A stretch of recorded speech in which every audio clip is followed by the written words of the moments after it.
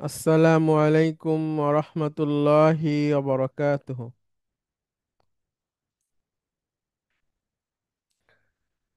আলহামদুলিল্লাহ, আলহামদুলিল্লাহ রব্বিল আলামিন, ওয়াসসালাতু ওয়াসসালামু আলা রাসূলিহিল আমিন ওয়া আলা আলিহি ত্বায়্যিবিন আত-তাহিরিন ওয়া আলা যাওজাতিহি উম্মাহাতুল মুমিনিন ওয়া সাল্লাল্লাহু আলাইহি ওয়া আলা আলিহি ওয়া সাহবিহি আজমাইন।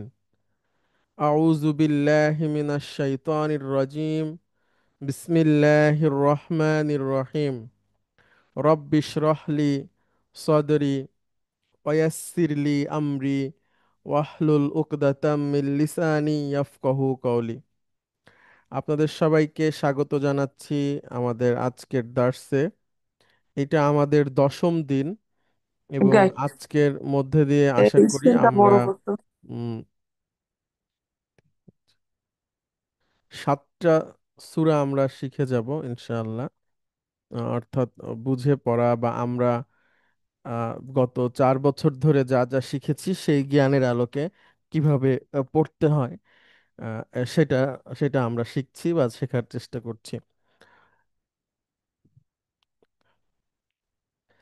তো আজকে আমরা সূরাতুল কাফিরুন পড়ব। হ্যাঁ, সূরাতুল কাফিরুন। তো এটাকে আমরা পড়ব ইনশাআল্লাহ।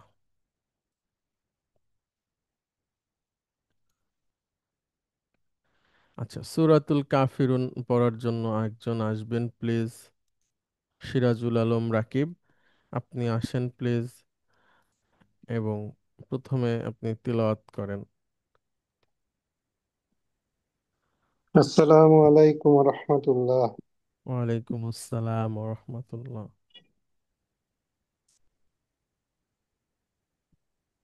আউযু বিল্লাহি মিনাশ শাইতানির রাজীম। বিসমিল্লাহির রহমানির রহিম। قل يا أيها الكافرون لا أعبد ما تعبدون ولا أنتم عابدون ما أعبد ولا أنا عابد ما عبدتم ولا أنتم عابدون ما أعبد لكم دينكم ولي دين. মাশাআল্লাহ, মাশাআল্লাহ, বারাকাল্লাহ। খুবই সুন্দর হয়েছে, কোনো ভুল নাই, সুন্দর উচ্চারণ।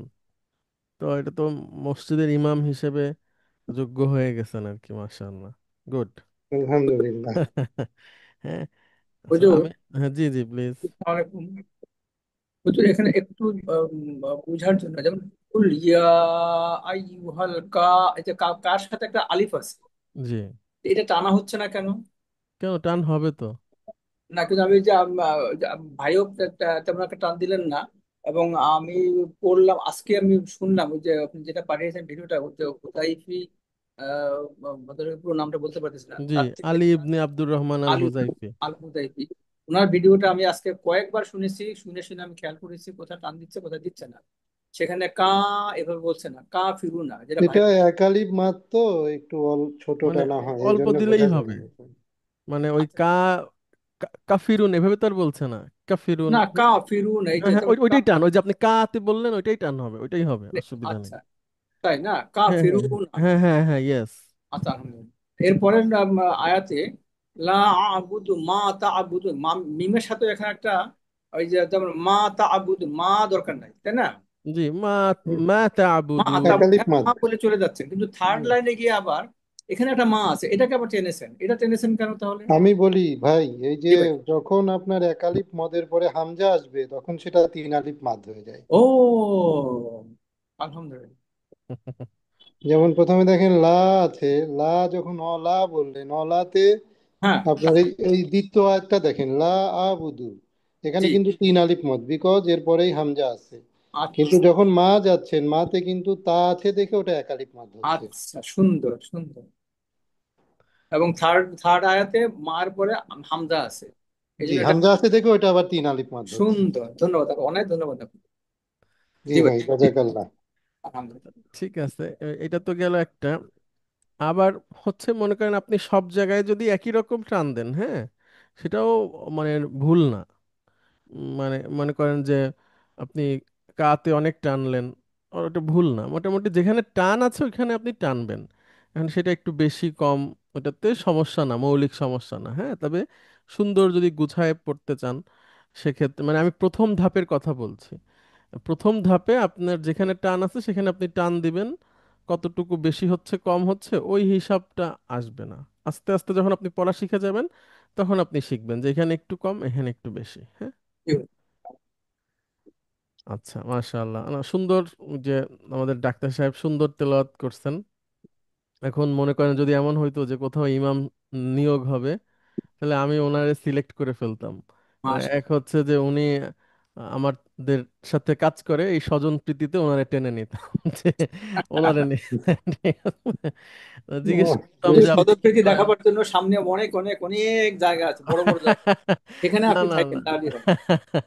না না, আপনি যেখানে কথা বলেন ওইখানে স্বজন প্রীতির সুযোগ নাই কোনো। আচ্ছা, তো এখন ডাক্তার সাহেবকে আমরা জিজ্ঞেস করতাম যে আপনি কি করেন, তো উনি যখন বলতো যে আমি ডাক্তার, তাহলে ওনারে সে আগে আরো মানে ওয়েলকাম জানানো হতো যে ঠিক আছে, আপনি শিওর যে আপনি ইমাম হয়ে গেছেন। কিন্তু আমাদের সমাজের যে কাঠামো, সেখানে একজন ডাক্তার ইমাম হতে চাইবে না। এটা তার প্রবলেম না, অনেক আলেমও ইমাম হতে চায় না, যে না ইমাম হব না আর কি। তো আল্লাহ এই কাঠামোটাকে ভালো করে দিক, উম, সুন্দর করে দিক। আচ্ছা, তবে প্রয়োজন যখন হবে, মানে আমি প্রফেশনাল ইমামের কথা বলছি, কিন্তু যখন প্রফেশন না, একসাথে আমরা 4 জন 5 জন 10 জন আছি, তখন আমরা জামাত করতে পারি, সেই সময় এই সুযোগটা কাজে লাগাতে পারি। হ্যাঁ, যে আমি পড়লাম, তাতে আমার আরো 2টা বন্ধু আত্মীয় তারা উৎসাহিত হলো যে মাশাআল্লাহ তুমি তো মাদ্রাসায় পড়োনি, তাহলে এত সুন্দর করে পড়লা, আমাদেরও শেখা উচিত। এটা। না হুজুর, একটু কথা বলি প্রসঙ্গে যখন আসলোই। জি। আসলে আমাদের দেশের যে সমাজ ব্যবস্থা তাতে এই যে বিশেষ করে মসজিদের ইমাম মুয়াজ্জিন এরা কিন্তু আসলে প্রচন্ড ভাবে অবহেলিত।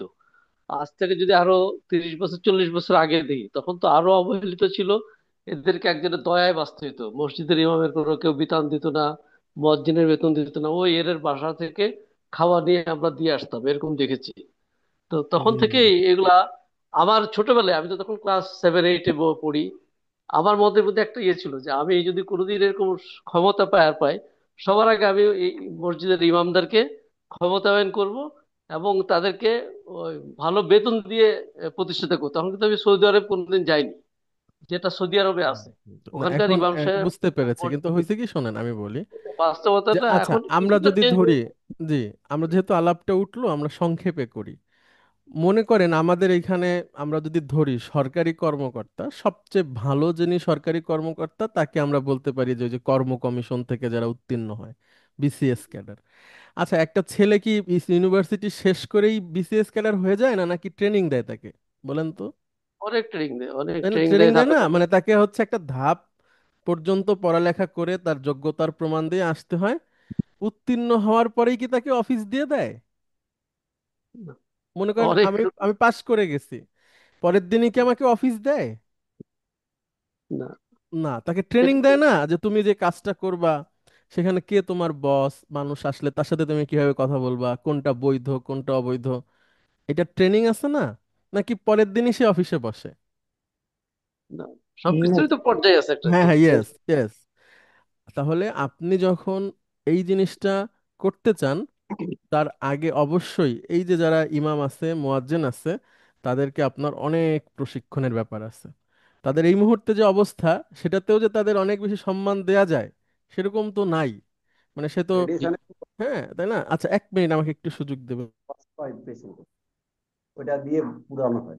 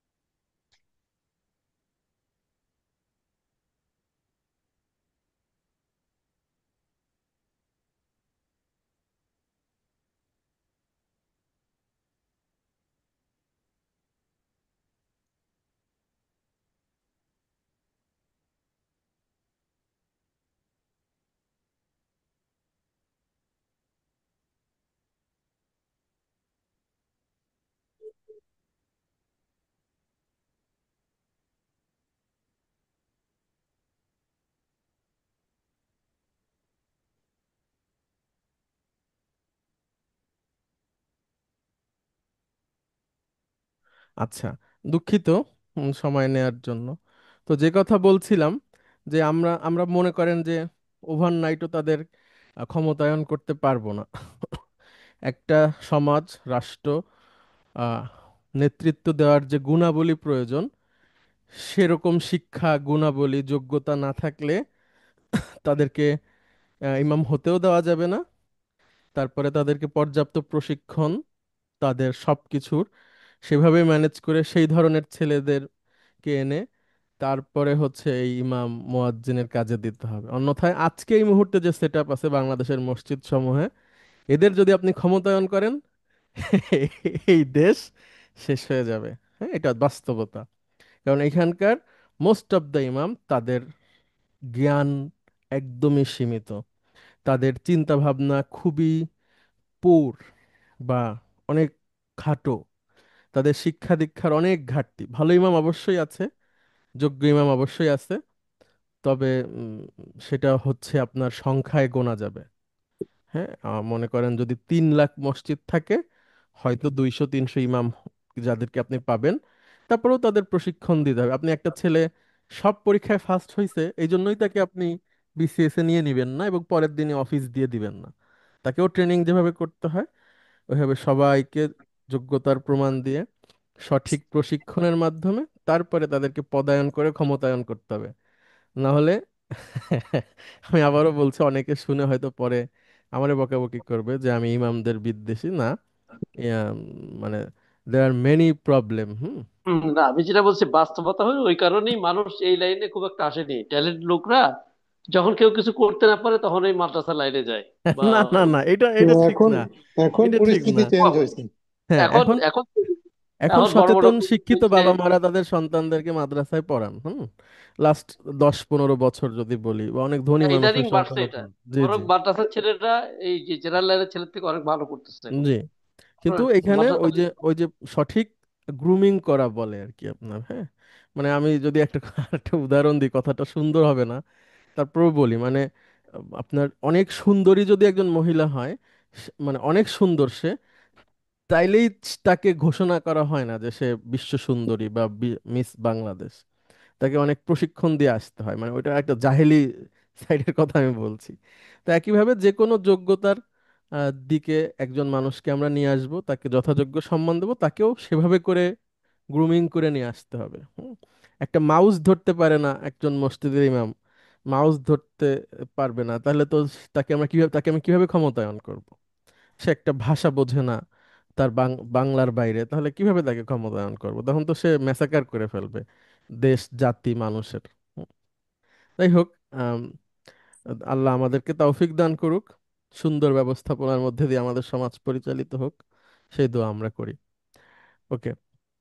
আমার কথার সাথে অনেকের দ্বিমত থাকতে পারে, তো আমার কথায় আপনি চাইলে বলতেও পারেন পরে, ক্লাসের পরে। আমরা এখন আমাদের ক্লাসে ফিরে আসি। সূরাতুল কাফিরুন।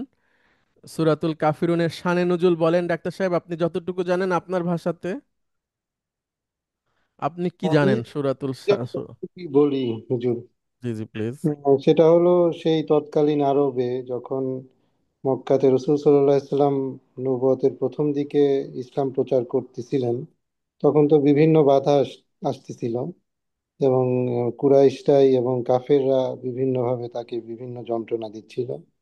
তো তারপরে উনি এই ধর্ম প্রচার চালিয়ে যাচ্ছিলেন। তো এর মধ্যে কুরাইশদের একটা দল তার কাছে একটা অভিনব প্রস্তাব নিয়ে যায় যে তোমরা হলো মোহাম্মদ, তোমার যে ধর্ম সেই ধর্ম আমরা কিছু মানবো, আর তুমি হলো আমাদের দেব দেবীদেরকে কিছুদিন মানবা। তো এরকম একটা দ্বৈত আহ, ধর্মের ব্যাপারে তারা আহ্বান জানায়। তো তখন হলো এই সূরাটা নাজিল হয়, যেখানে স্পষ্টভাবে ঘোষণা করা হয় যে এটার কোনো সুযোগই নাই। যেখানে আল্লাহ বলেন যে মোহাম্মদ তুমি বলে দাও কাফেরদেরকে যে হে কাফেররা, তোমরা যার ইবাদত করো আমি তার ইবাদত করি না। ওকে, সুন্দর। আচ্ছা, মাশাআল্লাহ। আমি জানি। তো এটাকে আরো আপনি যেভাবে বলছেন, ওটা খুবই সময়ের সংক্ষেপ এবং সুন্দরভাবে উপস্থাপন হয়েছে। তো এইটা নিয়ে আমাদেরকে ভাবা। হ্যাঁ, এই যে পরিস্থিতি, এটা এটা হয়েছিল, তারপরে সূরার মধ্যে কি বলা হলো, গত 1400 বছর ধরে আলেম ওলামা বা জ্ঞানীরা এটাকে কিভাবে ব্যাখ্যা করেছে, সাহাবীদের জীবনে এটা কিভাবে ছিল, রাসূল সাল্লাল্লাহু আলাইহি ওয়াসাল্লাম এটা সম্পর্কে কি বলছে, এইটা জানার মধ্যে দিয়ে আমাদের বুঝটা পরিষ্কার হবে এবং তাদাব্বুরে আমাদেরকে সাহায্য করবে। তো সেটা আসবো আমরা, তার আগে আমরা একটু চলে আসি আমরা যে শিখলাম গত 4 বছর ধরে সেটার আলোকে আমরা ওইটার আয়াতগুলোর বিশ্লেষণ করি। আর একটা জিনিস, মোহাম্মদ মোস্তফা, আপনি একটা প্রস্তাব দিয়েছিলেন যে এটার সাথেই অর্থ আসা, তো এই সূরাতে আসতেছে না কিন্তু এর পরবর্তী সূরা থেকে আসবে, কারণ আপনি যখন বলছিলেন তখন অলরেডি এটা রেডি হয়ে আছে, তাই আর হাত দেইনি। জি হুজুর, এরপরে যে সূরাগুলো আসবে সেটাতে ইনশাআল্লাহ ওইভাবে করে আসবে ইনশাআল্লাহ। ঠিক আছে, জি, কুল সম্পর্কে বলেন। জি স্যার, ফুল হলো এটা আমর, মানে ক্রিয়া, কিন্তু আমর ক্রিয়া। এটা আসছে কফ ওয়া লাম থেকে, কওয়ালা থেকে, কলা ইয়াকুল এটা বললেই কওয়ালা হচ্ছে, হ্যাঁ। ইয়াকুল থেকে কুল। আসছে। এটা হলো আর এবং আজওয়াব ক্রিয়া। এবং কুল সম্পর্কে আমরা গত কয়েকটা সূরায় অনেকবার এটা আমাদের সামনে আসছে এবং আমরা এটা বলছি, হ্যাঁ। তো আশা করি কলা ইয়াকুলু থেকে কুল কিভাবে হয়েছে এটা আপনারা সবাই বোঝেন, কারো কোনো অসুবিধা নাই। তারপর যদি থাকে তিনি প্রশ্ন করবেন। এরপরে শব্দ হচ্ছে ইয়া। ইয়া, ইয়া তো আহ্বান সূচক শব্দ এটা। হ্যাঁ, এটাকে বলা হয় ইয়াটা হচ্ছে নিদা, হারফুন নিদা। হারফুন নিদা। হারফুন নিদা বা আহ্বান সূচক পার্টিকেল। আচ্ছা, আহ, তারপরে আইয়ুহার ব্যাখ্যাটা একটু বলি। ইয়া এবং আইয়ুহা এটা আপনার কাছাকাছি অর্থেই, কিন্তু একই অর্থ তাহলে দুইবার কেন আসে আমি আবারও বলি। আরবের একটা বিষয় হলো যে আপনি একজনকে বহু বচন দিয়ে বলবেন তাহলে তাকে মর্যাদা গুরুত্ব প্রদান করছেন, একটা কথা পরপর দুইবার বলবেন তাহলে সেই কথাটাকে জোর দিচ্ছেন, এরকম বোঝায়। তো ইয়া মানেই তো হে, তাহলে আবার আইয়ুহা আসে কেন, এটার একটা ছোট ব্যাখ্যা আছে, মানে অর্থ মানে গঠনগত দিক থেকে। মনে করেন আপনি ইয়া বলে কাউকে ডাকবেন, এখন আপনি ডাকতেছেন হে টিচার, ইয়া মুদাররিসু, ইয়ার পরে তানবিন হয় না, ঠিক আছে, ইয়া মুদাররিসু। কিন্তু যদি আপনি ইয়ার পরে মুদাররিসে আল দিয়ে বলতে চান তাহলে তার মাঝখানে একটা আইয়ুহা বসবে।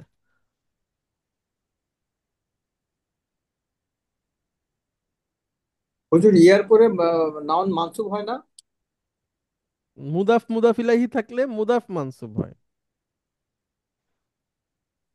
মুদাফ মুদাফ ইলাইহি থাকলে মুদাফ আচ্ছা, মানে মানসুব। ইয়ার পরে মুদাফ মুদাফ ইলাইহি থাকবে। হ্যাঁ। আচ্ছা আচ্ছা। আচ্ছা, তাহলে আমি আবারও বলি, দেখেন, আপনি যদি ইয়ার পরে কাউকে ডাকেন আলিফ লাম যুক্ত কোনো নাউন ছাড়া, যেমন ইয়ার পরে আপনি হামিদকে ডাকবেন তাহলে কিভাবে বলবেন? ইয়া হামিদ, ব্যাস। কিন্তু আপনি যদি এমন কাউকে ডাকেন যার নামের শুরুতে আল আছে তাহলে সেখানে আপনি একটা আইয়ুহা বসাবেন, যদি সে পুরুষবাচক হয়। আর যদি মহিলাবাচক হয় তাহলে আইয়া তুহা হবে, এটা ভাষার দিক থেকে হয়। যেমন আমি কোনো শিক্ষিকাকে ডাকবো, হ্যাঁ, যে হে হে টিচার, মহিলা টিচার, তাহলে আমি তাকে বলবো, মূলত ছিল ইয়া মুদাররিসাতু, মাঝখানে একটা আইয়া তুহা বসবে, আইয়া তুহা। হুজুর, এখানে হায়ের আলাদা অর্থ কি কোনো অর্থ হচ্ছে এখানে? না, হায়ের কোনো আলাদা অর্থ নাই, এটা একসাথেই আমরা আইয়ুহাটা বলবো, ও হে হে, এরকম, ওগো, ঠিক আছে, এরকম। স্যার, এটা কি ওই যে ভদ্রতার ইয়া কোনো দিয়েও তো বিষয় ওহে আছে? হয়। জি, যেমন শুধু ইয়া। ইয়া, জি, আমরা নাজমুল ভাইয়ের কথাটা শুনি, বলেন। এখন বলতেছি এটা শুধু শুধু ইয়া দিয়েও যদি বলি সেটা দিয়েও তো ইয়া ওহে হ্যাঁ, হয়, হে হয়। হয়, যেমন এই যে হামিদকে তাই। ডেকেছেন আপনি ইয়া হামিদ, হামিদের ক্ষেত্রে ইয়া আইয়ুহা হামিদ হবে না। এটা একটা আচ্ছা, মানে আরবি বাক্যের কি বলে, গঠন এটা। সৌন্দর্য। হ্যাঁ, সৌন্দর্য বা গঠন, ইয়েস। আপনি ইয়া যদি আলিফলাম থাকে তার নামে তাহলে শুরুতে আইয়ুহা বসবে, আর মহিলা হলে আইয়া তুহা বসবে, এটাই। এখন ডাক্তার সাহেব একটা কথা বললেন যে কি সম্মান সূচক হয় কিনা, তাই তো? জি স্যার। সম্মান সূচক দিয়ে আমরা পাই নাই, ঠিক আছে। আমরা যেটা পেয়েছি এটাকে এটাকে বলে হলো সতর্কতা সূচক হরফ, মানে একটু দৃষ্টি আকর্ষণের ক্ষেত্রে আপনি ব্যবহার করবেন, ঠিক আছে, আচ্ছা দৃষ্টি আচ্ছা। আকর্ষণের ক্ষেত্রে। এখন অনেকে বলে যে নবীর ক্ষেত্রে আল্লাহ সুবহানাহু ওয়া তাআলা ইয়া আইয়ুহান নাবী জি, আমি এটাই বলতে চাচ্ছিলাম বলে স্যার। তাকে সম্মান করেছেন, এই তো। জি স্যার। কিন্তু আপনার ওইটা সম্মান সূচক আমি কোথাও পাইনি। রাসূল সাল্লাল্লাহু আলাইহি ওয়াসাল্লামের এমনিই সম্মান আছে, সব ক্ষেত্রে আল্লাহ সুবহানাহু ওয়া তাআলা দিয়েছেন। যেমন বলেছেন ইয়া নবী বলাটা নাকি এটা না, মানে এখন তার ওই ইয়া, মর্যাদার সাথে যায় না? আপনি যদি নবীতে আলিফ লাম যুক্ত করেন তাহলে ইয়া ইউহান নবী, যদিতে আপনি আলিফ লাম যুক্ত না করেন তাহলে ইয়া নবী। কিন্তু আহ সাহাবীরা তো বলছে ইয়া রাসূলুল্লাহ, এটা তো সাহাবীদের কমন সাউন্ড ছিল, তাই না? জি জি। তো অসুবিধা নাই ওটা। ওটা অনেক আমরা ছোটকাল থেকে অনেক শুনছি, হুজুর এগুলো বলে। কিন্তু হুম ওটা আপনার আমি পাই নাই, হয়তো থাকতে পারে। হুম হুম। ওকে, আচ্ছা ঠিক আছে। তাহলে আমরা পরের অংশে যাই। আইয়ুহা বা আইয়াতুহা, এটা বসে যদি তার পরের শব্দটা আলিফ লাম যুক্ত হুম, থাকে, তাহলে ইয়া এবং আইয়ুহা কাছাকাছি অর্থ। ইয়া মানেও হে, আইয়ুহা মানেও ওরকম হে। তাহলে হে হে, এই এই, এরকম আমরা বলি, হ্যাঁ, ওরকম। মানে বেশি সতর্কতার সূচক বা দৃষ্টি আকর্ষণের জন্য এটাকে বলা হয়। আচ্ছা, তারপরে তারপরে আল কাফিরুন। আল কাফিরুনা। হুম, আল কাফিরুনা এটা হলো আমরা বলছি এটা বদল। বদল বা আইয়ুহার নাত। আইয়ুহার বদল বা নাত। হ্যাঁ, মানে আইয়ু বলে আমরা যার দৃষ্টি আকর্ষণ করতে চাচ্ছিলাম সেটাই হচ্ছে আবার কাফির। জি। ওকে, আচ্ছা, কাফিরুন আর প্যাটার্ন কি, এটার মূল অক্ষর কি বলতে পারবেন? এটা কাফারা ইয়াক ফিরতে গেছে কা- না? হ্যাঁ, গুড। এটা কাফিরুন এটা হলো ওই যে আপনার ইসমুল ফাইল। ইসমুল ফাইল। ইসমুল কাফিরুন। ফাইল, কাফির বহু বচন। কাফিরুনা। এই কাফিরুনাটা কোন ধরনের নাউন বলেন? এটা এটা হলো উম, কোন ধরনের মোস্তফা বলতে? সাহেব বলেন, জুমা হ্যাঁ বলেন। জুমা মুজাক্কির। জমা বলেন। ও জামা জেএনএস, জামা জমা Muzakkar Muzakkar Salim. Salim, JMS. Muzakkir Salim. Good good. এটা কোন ধরনের বলতে? এটা তো হচ্ছে বহু বছর বলে জেএমএস বলা হয়ে যায়, তাই না? আপনি জেএমএস বললে ভালো হয়, মানে আমি জাস্ট না, যেটা যেহেতু ঠিকই আছে। আলাদা আলাদাভাবে আমি জিজ্ঞেস করছি সেজন্য। না না, আমি বলছি আমরা তো আগে বহু বছর বলে নিয়েছি, এই জন্য আমি ভাবছি যে আপনি অন্য কিছু বোঝাচ্ছেন কিনা, আচ্ছা, ঠিক আছে। অন্য কিছু জানতে চাচ্ছেন কিনা। আচ্ছা, তো ওই মানে ওই যেহেতু আলাদাভাবে জিজ্ঞেস করা হচ্ছে সেজন্য আপনি আলাদাভাবে বলবেন, জি অথচ আপনি শুধু বহু বচন বললেই হবে। জি। আচ্ছা, তাহলে কুল মানে বলো, একটা আদেশ। আর এর পরের বাকি টুককে বলা হচ্ছে যে এটা হলো অবজেক্ট বা অবজেক্টের সাবজেক্ট। জায়গায় আছে। কি বলো, বলো কাকে কাকে বলো? বলো, কি বলো হ্যাঁ, কাকে তো বলো। এই ইয়া আইয়ুহাল বা কি বলো, বলো যে হে কাফেররা, হ্যাঁ, এটা এই হচ্ছে জন্য অবজেক্টের কাফেরটা স্থানে আছে। মানসুব হয়েছে। না না, পুরো কাফির বাক্যটাই মানসুব। না না, মানসুবের জায়গায় আছে, আমরা এভাবে বলবো। জায়গা আছে। জি এটা জি। তো মারফু, হুম হুম। আইয়ুহাল কাফিরুন মারফু। আর এখন শাব্দিক অর্থ বলেন। কুল অর্থ, মূল অর্থ তুমি বলো। তুমি বলো। ইয়া হে। এই আইয়ুহা তো ও হে। আইয়ুহাও মানে হে, ও হে, হ্যাঁ। আর আর আল কাফিরুনা মানে কাফিরুনা মানে কাফিরগণ। সুন্দর। তাহলে তাহলে তুমি অর্থ বলো বলেন, হে কাফিরগণ। তুমি বলো হে কাফেরগণ। তাহলে আমি আবারও আপনাদেরকে বলছি, ইয়া এবং আইয়ুহা পাশাপাশি বসে ডাকটাকে অনেক বেশি, মানে আমরা যেমন কাউকে খুব সিরিয়াসলি যদি ডাকি, এই এই, এটা আর একটু ভদ্রভাবে, এই যে প্লিজ প্লিজ, এভাবে, হ্যাঁ, শোনেন শোনেন, এরকম তো ইয়া এটা এখন। আইয়ুহাল লাযিনা আমানু দিয়ে তো অনেক আয়াত আছে। হ্যাঁ, সেখানে আল্লাহ সুবহানাহু ওয়া তাআলা মুমিনদের দৃষ্টি মুমিনদের আকর্ষণ করছেন। দৃষ্টি। বলো হে কাফেরেরা। আচ্ছা, এই আয়াত আপনি তিলাওয়াত করেন। লা আবুদু মা তা'বুদুন। গুড। লা, লা নাফিয়া আমরা পড়েছি, একটা লা হচ্ছে লা নাফি, না, হ্যাঁ এক না নাফিয়া, বাদে। একটা লা নাহিয়া। হুম, নাহিয়া হলো নিষেধ, আর নাফিয়া হচ্ছে নাবোধক। ঠিক হুম। আছে, সাধারণ নাবোধক লা। তারপরে আবুদু বলেন। আবুদু তো এটা ভার। হুজুর লা আবাদা নাফিয়া তো ইয়াবুদু থেকে আসছে। ওদের আগে আসে, তাই না হুজুর? হ্যাঁ, লা নাফিয়া মুদারির আগে আসে। ওকে, আচ্ছা, আবুদুর, আপনি আ- আবুদুর মাদি মুদারি কি হবে বলেন তো? এটা আবাদা ইয়াবুদু। গুড। এখন ইয়া আবুদু দিয়ে ডুয়ারিং ইয়াবুদু পকেটের পাঁচটা বলে। তাবুদু তাবুদু আবুদু নাবুদু। মাশাআল্লাহ মাশাআল্লাহ, গুড। আচ্ছা, এরকম বুঝলেই হবে। এরপরে হচ্ছে মা, মা, হ্যাঁ, মা, এটা হচ্ছে মানে ইসমুল মাউসুলা বলে। আচ্ছা, এবং এটা মাফুলুন বিহি। আবুদু, আমি ইবাদত করি না। তো কি করি না, কাকে করি না, এই ধরনের আম, জিনিস যদি প্রশ্ন। আমি নিতে চাই, তখন মাটা আসে, যা বা যার ওইরকম অর্থে আসবে। আমরা আসছি সামনে। তারপরে তাবুদুনাও আবুদু থেকেই আসছে, হ্যাঁ, ওই যে ইয়াবুদুনা তাবুদুনা, তা'বুদুন। বহু বচন। আচ্ছা, এখানে একটা ছোট শব্দ আছে, এটা আপনারা একটু বুঝে নেবেন। সেটা হচ্ছে, যদি রিলেটিভ প্রোনাউন আসে, তারপরে যে নাউনটা থাকে তাকে বলা হয় এই রিলেটিভ প্রোনাউনের মানে আত্মীয়কৃত নাউন। ওইটাকে আরবিতে বলে উম, মানে সিলাতুল মাউসুল। মানে এই রিলেটিভ প্রোনাউন দিয়ে যাকে সম্পর্কিত করা হয়েছে আর কি। তো ওইটা একটা টার্ম আর কি গ্রামারের। তো আশা করি মাউসুলের বাংলা কি? মাউসুলের বাংলা, না, আমাদের আসলে বুঝতে সুবিধা হয় যে না না, মাসুল ঠিক গুলো আছে, শিওর শিওর, আমি আমি তো বুঝতে বলছি, পারতেছি না এটা আমি কি এখনই বলছি, বোঝাচ্ছে। দাঁড়ান। মাউসুল মানে হচ্ছে অসলায় যুক্ত হওয়া, সংযুক্ত। আপনি রিলেটিভ প্রোনাউন মনে করেন, সেটা তো কি করে, সংযুক্ত করে না, তো রিলেট করে। সংযুক্ত তো আমরা পেলাম আতফ, ওই যেমন ওয়াওকে আমরা ওইটা এক ধরনের আতফুল সংযুক্ত, আতফ। এই ডান বামেরটাকে করে। আচ্ছা হ্যাঁ, আচ্ছা আর এটা হচ্ছে জাস্ট পরেরটাকে করে, মানে এ পরেরটাকে নিয়ে আসে আর কি, একসাথে সংযুক্ত করে একটা অর্থ প্রকাশ করে। তাহলে মা, পরের শব্দটা হচ্ছে তা আবুদুন। তো এই মা দিয়ে তা আবুদনের এক ধরনের প্রতিনিধিত্ব বা অর্থ প্রকাশের ক্ষেত্রে সহযোগিতা করবে, যে তোমরা ইবাদত করো, এরকম। এখন আমরা শাব্দিক অর্থে আসি। লা বলেন। লা মানে না, আবুদু মানে আমি ইবাদত করি, মা হলো যা, আর তা'বুদু না হলো তোমরা ইবাদত করো। গুড। একসাথে যদি বলি। তাহলে আমি ইবাদত করি না, যা তোমরা ইবাদত করো, বা যাকে গুড। তোমরা ইবাদত করো। আচ্ছা, এখানে প্রায় সমস্ত আহ, মানে অনেক অনেক আলেম বা জ্ঞানীরা তারা ব্যাখ্যা করেছেন। একটু এখানে ভবিষ্যতের ব্যাপারটা এনেছেন অনেকে, বর্তমান ভবিষ্যৎ দুইটা মিলিয়েই, যে ইসলামের যে দৃষ্টিভঙ্গি, এটা এমন একটা দৃষ্টিভঙ্গি যে কখনোই এটা সম্ভব না, তোমাদের এই প্রস্তাবটা বা এই ধরনের কাজটা।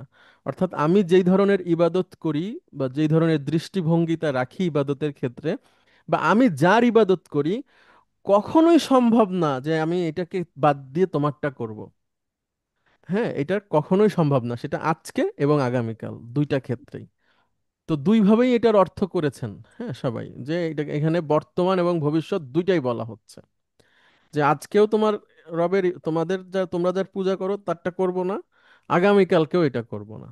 আজকে করি না, কালকেও করব না। বুঝলো। আমি যদি একটু অ্যাড করি, আমি অবশ্য আপনাকে বললাম না, আমি একটু মাঝে মাঝে চ্যাট জিপিটি সাহেবের কাছ থেকে কিছু তথ্য নেই। জি। তো সে আমাকে আমি এটা নিয়ে আজকে অনেক কাজ করেছি, আজকে গতকাল থেকে শুরু করছি মাশাআল্লাহ, তদন্ত আমার সাথে। মাশাআল্লাহ। তো আমি একবার দেখলাম আপনার এটা তো হলো আ বুধ, এটা তো ক্রিয়া। লা হুম। আ বুধু, তাই না হুজুর? জি। আমি মানে আবাদত করি না, এটা আবাদা হলো ক্রিয়াটা এখানে। বাট যখন জি। এটা কি স্মল ফাইল আসবে আ বুধু, যখন ফাইল বসবে, অর্থাৎ আপনি স্মল ফাইল বা যেটা নাউন আকারে বসে, তখন বোধহয় ওরকম নিশ্চিত করে বোঝাচ্ছে যে আমি কখনোই করিও নি, এখনো হুম। করব না, এবং ভবিষ্যৎ এখনো করছি না, ভবিষ্যতে করব না, এরকম জোর দিয়ে কিছু বোঝাবার জন্য স্মুল ফাইলটা ব্যবহৃত হয়। এবং মাশাআল্লাহ। বুদুন এই শব্দের মধ্যে দুবার ব্যবহৃত হয়েছে সূরা কাফির, দুবার কি তিনবার সূরা জি। কাফিরুনে জি। ব্যবহৃত জি। হয়েছে, তাই না হুজুর? জি। জি, মাশাআল্লাহ, এই তো আপনি তো মাশাআল্লাহ ভালো মুফাসসির হয়ে গেছেন, ভেরি গুড। না আসলে চ্যাট না জিপিটি না, কিন্তু খুব না না, ভালো ঠিক বুঝছে। আছে, আমি জি ওই জি জি। লেখাটা পড়ে আমি নিজে খুব আপ্লুত যে এত সুন্দর করে ব্যাখ্যা করে হুম। দিচ্ছে আমাকে। ভাইয়ের জি জি। কাছে চ্যাট জিটিপির ক্লাস করতে হবে, আমাদের শিখতে হবে। না, এখন না, এখানে একটা ব্যাপার আপনি আছে, আমি পারবেন বলি। ইনশাআল্লাহ। চ্যাট জিপিটি কে আপনি যেটা জিজ্ঞেস করবেন, জি সে সে এটা কোথা থেকে এনে দেবে? সে তো অনলাইনের রিসার্চ গুলো জি জি জি, হ্যাঁ হ্যাঁ, একসাথে করে সে খুব দ্রুত পড়তে পারে, এটা হচ্ছে তার যোগ্যতা। জি জি। যে সে 5 মিনিটে 5,000 রিসার্চ পেপার পড়তে পারে, এইটা হচ্ছে তার যোগ্যতা। ও আচ্ছা। হ্যাঁ, মানে এটা যেটা অন্য কোনো সার্চ ইঞ্জিন পারে না, বুঝতে পারছেন? তো এআই চ্যাট এআই। জিপিটি, হ্যাঁ, এআইটা, তো চ্যাট জিপিটির এটাই হচ্ছে তার তার যোগ্যতা, যে সে অন্য সমস্ত সার্চ টুলস থেকে তার যোগ্যতাটা just সে তাড়াতাড়ি সব রিসার্চ গুলো এই সম্পর্কে যা আছে সব পড়ে নিয়ে এসে আপনাকে একটা সামারি দিবে।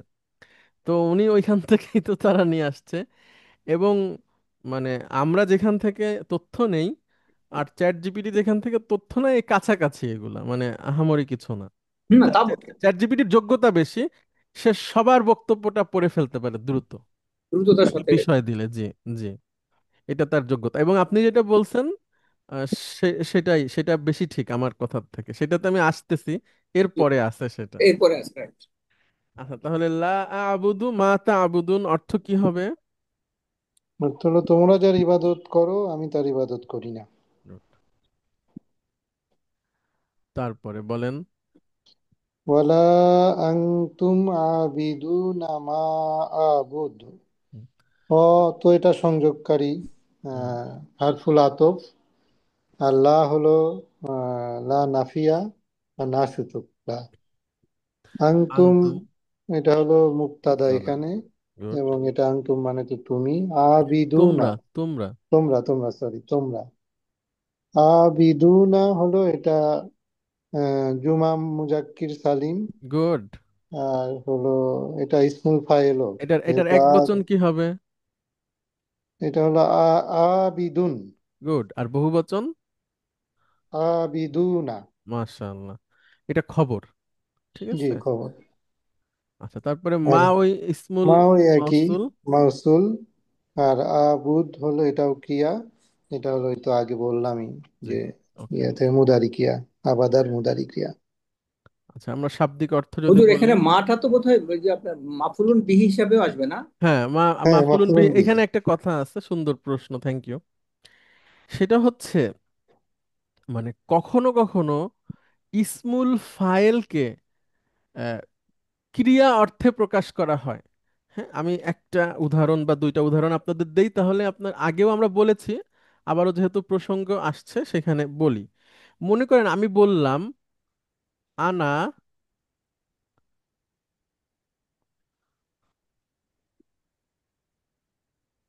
আসজুদু লহা, এটার অর্থ কি হবে একজন বলেন? আমি আল্লাহর ইবাদত করি। না, আমি আল্লাহকে সিজদা করি। আমি আল্লাহকে সেজদা করি। হ্যাঁ, ও হ্যাঁ, মানে জাস্ট ডাইরেক্ট সেজদা বলা যায়, সেজদা ওকে। সাজাদা আছে। হ্যাঁ, ইবাদত আমি আল্লাহকে সেজদা করি। প্রেক্ষিত হয়ে যায়, রাইট। আচ্ছা, এবার আমি বললাম আনা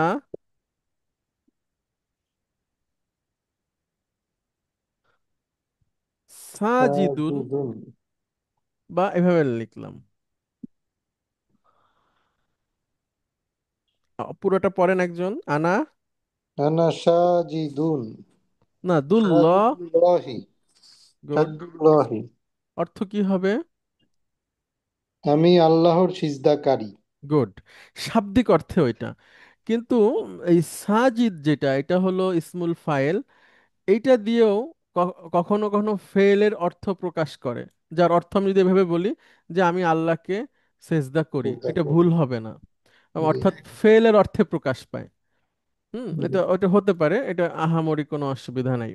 তো এইখানেও সেইটা হয়েছে যে সূরা উম, কাফিরুনের এই আয়াতে, যে এইখানে যে আবিদুন দুনাটা আছে, এটা ইসমুল ফাইল, এটা ফেলের অর্থে প্রকাশ করেছে। হ্যাঁ, যে ইবাদতকারী অর্থ, তোমরা ইবাদতকারীগণ, কিন্তু ইবাদত, তোমরা ইবাদত করো, এই ধরনের অর্থ প্রকাশ পায়।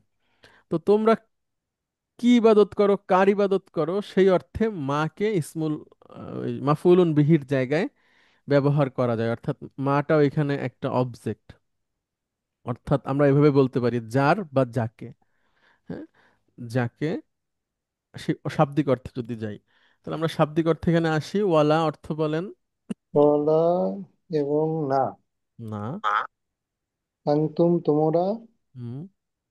আবিদুনা মানে ইবাদতকারী, অথবা ইবাদত করো, ইবাদত করো। দুইটাই অর্থ করা হ্যাঁ, যাবে। হ্যাঁ, ইবাদত করো। আর মা হলো যা। যা বা আর যার। বুধু, যার আমি ইবাদত করি। গুড। মানে আমরা যদি মাফুলুন বিহির অর্থ নেই মাকে, তাহলে যাকেও আপনি বলতে পারেন, ওটা তো ভুল হবে না।